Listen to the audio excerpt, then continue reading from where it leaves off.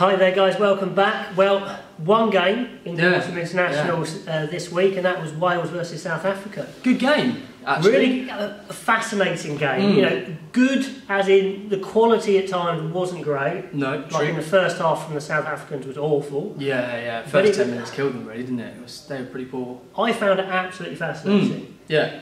Yeah, because it was the only game on, so you weren't distracted by all the other games. No. Amazingly, I was a bit unhassled in the house. People left me alone. I actually managed to watch the game the first time. Yeah. You know, full concentration. Yeah. And it was absolutely fascinating. First of all, I'd like to say, well done Wales. I thought they played really well in that first half. Yep. They deserved to hang on and win. Yeah. Especially with the number of new players they had in. Yeah. Yeah, exactly. And it shows that they had that experience coming off the bench as well, to bring on Dan Lydiate with kind of 20 minutes to go, to shore up the defences. I think it shows that while they've lacked their big game players, they've still got some coming back, which is good to see. Yeah, him coming back's a big one. Yeah, they tackled amazingly at the end there, tackled their hearts out. Yeah, exactly. Absolutely. Yeah. I mean, what was fascinating though, at the beginning of the game, as bad as South Africa were, Wales were excellent. Yeah. You know, it was like polar opposite. It was unbelievable. The execution for Dan Biggar's first crossfield kick was just perfect. And it's something that we've commented on, that we haven't really seen a massive amount from Wales in terms of the execution. They've shown a lot of what's the word? I'm not going to cut out. You're going to have to find it. They've shown a lot of desire. They've shown a lot of enterprise in terms of what they're trying to do. But the execution hasn't been great, whereas actually it was good to see using that enterprise with the crossfield kicks, changing tactics, and it paying off because the execution was good. I think we should also, give a big shout out for Gatland there, because clearly they'd seen that as a possibility that South Africa were going to attack, defend narrow, go in. The fullback's positioning was really questionable for both those first two tries. In fact, in general, we'll talk about South Africa later.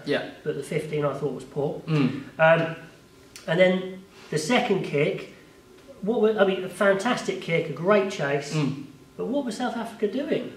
I don't know. There were three of them in front of Park. Park's ready to pick up the ball. The Creel just stopped. It's one of those. It's a frustrating situation. I think through all the size and the big ball carriers they've got in the forwards. For me, South Africa lack a backline at the moment. Oh, massively. They're outside 10, I think they're really looking weak. We'll get into South Africa. But we'll get into that. Let's just finish praising Wales because they deserved it.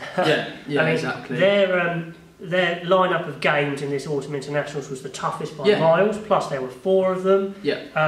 They will be disappointed not to have beaten either Australia or New Zealand. But, I agree. Beating South Africa with a new side, if you like, with new players in there, it's just a huge boost that they need. And it's given them lots of time to play their new system now.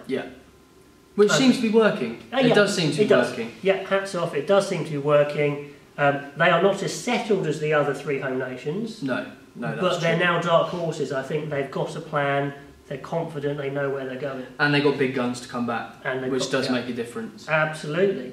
So let's talk about, I think, the biggest positive for Wales. Hadley Parkes was outstanding. I'll tell you what's interesting is, I think, comment below if you think I'm wrong here, I think he's automatically now the second choice 12 for Wales. Purely because of this new style. He's got a decent distribution game, not quite as good as Owen Williams, but he's got a better carrying game than Owen Williams. So he's that nice little change-up where they don't have to change their game plan, but they can, have a bit more ball carrying, a bit more direct threat with him. Yeah, exactly. I think with the alternative option at the moment seems to be Jamie Roberts. I think I like Jamie Roberts. I think he's done a superb job for Wales over the years. Legend. But he's very one-dimensional, especially now he's getting a bit older as well. He is very one-dimensional. It's an interesting one. If he'd been pushed to, change his game and improve his passing game, his kicking game earlier in his career, would he have had this issue now? That's an interesting one. Yeah, it is. I mean, because realistically, he's only 30, 31, isn't he? So he's still got a couple, 2-3 years to go. And he's fully fit now, and now he's like probably third choice 12, which is crazy. Thinking about it. Yeah, exactly. Anyway, other positives. Alan Wynne, I thought, was outstanding. Every single game, just what a leader, what a competitor. Great hands as well. It's got to keep him fit. Got to keep him fit. Yeah, got to keep him fit. He was awesome. And I'd say probably one of the key winning factors for Wales was Talupi Faletau's contract with Bath.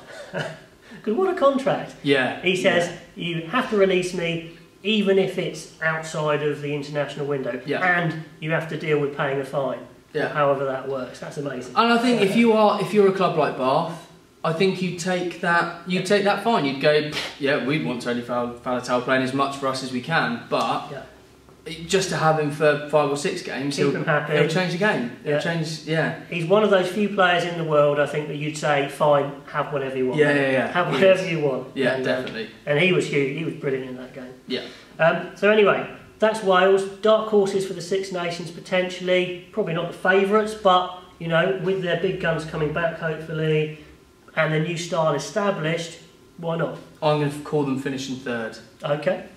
Well. That's where I'm going, I think, for Wales. Maybe. Are they going to win the Six Nations or not? Is that fanciful? Yeah, I don't know. With people coming back, they've got every chance. Absolutely. So, well done, Wales. Okay, South Africa. This was unbelievable. Yeah. I couldn't believe. Okay, I'll chat to you for a bit. Okay. I'm sorry, I'm just going to go off you a little bit. You go. In the first half, compared to the second half, it was just ridiculous. Not just intensity, which was clearly a lot better in the second half, but their whole tactical game plan seemed completely different. Yeah. I'll explain why. It's so weird.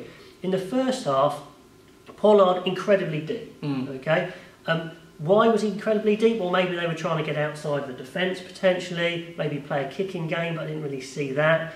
But then when they played their forward runners in pods, they were incredibly deep as well. Yeah. Even off 9, they were unbelievably deep and static and didn't threaten the gain line. Yeah. It was just awful.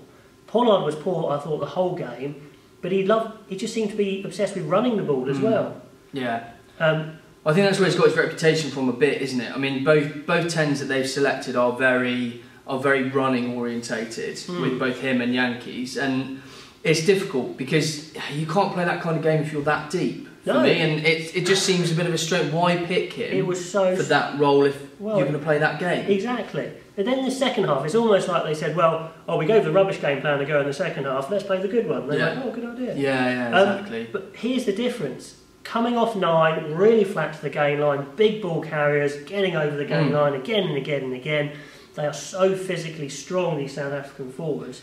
Yeah. What a difference it made. Created space, attacked it a lot flatter, space out wide, space through the middle. Pollard scores, Creel scores. Yeah. Completely different team. Yeah, exactly. I mean, they're so far. They look like they were starting to have a bit of a resurgence in Africa at the very start of these autumn internationals. They started to look like they were getting their game plan together. Their selections were a bit more stable. Yeah. And all of a sudden, they've kind of regressed again the last couple of weeks, and it's. I think it's time really for South Africa to say the experiment didn't work. Okay, this new style game plan doesn't work. It doesn't play to our strengths. I think the coach's days are numbered. What I would do now is, this is my plan for South Africa, which sounds a bit silly, but especially South African fans, if you're out there, comment what you think here. But looking at their team, their personnel, where are their strengths? Well, it is their unbelievably strong forwards. Yeah. I mean, if you just have a look, I can get it off. Marks at 2, you've got Etzebeth, you've got Khaleesi, Hoje coming off the bench. These guys are beasts. Yeah. Absolute beasts. Not massively skillful. They're just beasts. And if you get them running hard and flat and straight, handoffs, fends, you know, you're going to break tackles, then you can get offloads. Yeah. Surely that is the basis. Forward power should be the basis of the Springbok game, as it always has been. Yeah, it's that coupled with they've got to pump some more money into the South African rugby game. You cannot lose the number of players playing abroad as South Africa have. It's something ridiculous like 300 odd players that are playing outside of South Africa. With those, if they come back in, that South Africa team completely the coaching staff's irrelevant. You get that number of top quality performers back into your system. I hear what you say, Al. You're absolutely right. I think that's a long-term thing, but they're still allowed to pick players outside of South Africa. Yeah. It's not that they can't pick them. I know it's not as easy, like in this game, but their forwards are there. I mean, right now, if you're a coach coming in, for me, I would say, right, set piece, our scrum's amazing. That's a big thing. Our ball carrying's amazing. That's a big thing. Our maul's a big thing. I would completely change that back line out. Yeah. I don't like it at all. Yeah, I'll bring in maybe another 10, maybe bring in Kerwin Bosch potentially. It's more of a kicking 10. Yeah. The centre combination I think was really weird. You had Venter and Creel, both who are a bit of everything centre, but then kind of a master of nothing. Yeah. So when Venter crashed it up, he wasn't that big, he didn't make much dents. No. Creel's a little bit caught between what he needs to do. I think he's got a decent outside break, but I would put in a big 12, big ball carrying 12, kicking 10, outside break 13. Yeah. Keep the pace on the wings, although not a fan of the 15, not too impressed. No. I thought the whole, the left wing was very rapid, which is excellent. Yeah. But the balance was a bit too wispy. Just don't like the balance of their back line at all. It's just looking pretty poor, isn't it? I think. I mean, they're good players, but the Springboks should be number 1, number 2, number 1 world champion level. Absolutely. It's nowhere near. Yeah, exactly. Yeah, exactly. I mean, and it comes back to that strength and depth.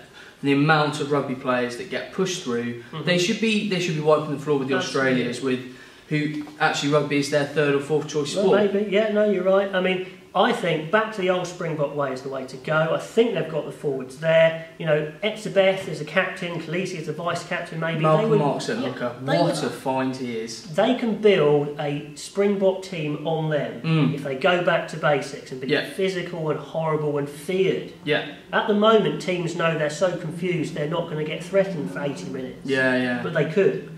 And I think South Africa's lucky that South Africa is a team that everybody wants to do well. No matter what country you're from, everyone wants the Springboks to do well. Everybody wants them to be competitive and put in performances week in, week out, regardless of whether it's if you're Welsh against Wales, if you're Irish against Ireland. Even Kiwis who have this big rivalry with South Africa, at the moment it's a joke. Yeah. And they want that big rivalry back really deep down. Yeah.